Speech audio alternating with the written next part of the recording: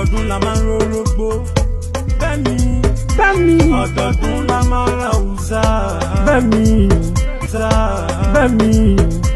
happy birthday to you. Lórí gbádùn ọdún kan ní fún ọ. Má ṣe ìṣàmọ́dún. I pray for you all of my life that you would be. Ọ̀tún lọ́jọ́ yọ, ọ̀tún lòrùn ràn, ara ọ̀tọ̀ lọ́dún ń bájọ bọ́dún bá yípo. Ọdọọdún lè wà ọdọọdún ní sápóoruwe, ọdún kan kò ní yọ kọ́mọ òbí má gorí àtẹ.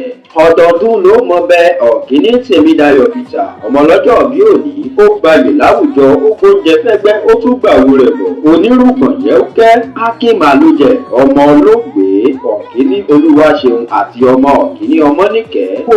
Kó tọ́ ìran ọ̀bẹ ní bẹ̀sù ìran àtẹ́lẹsẹ̀ ní tẹ̀nà gbogbo ọjọ́ ayé rẹ̀ pátápátá ire ni kó máa bá ọ. Kó má jẹni tán fi bí wa lọ́jọ́ ayé rẹ̀ gbogbo ire àdínkù owó àtàjèrè ọjà ọlá ìbùkún ni kó máa bá ọ. O ti ṣọjọ́ ìbí rẹ lónìí Ọ̀kíní Tèmídayọ̀ Peter.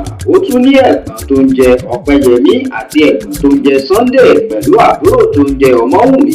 Òun gangan fúnra rẹ̀ Tèmídayọ̀.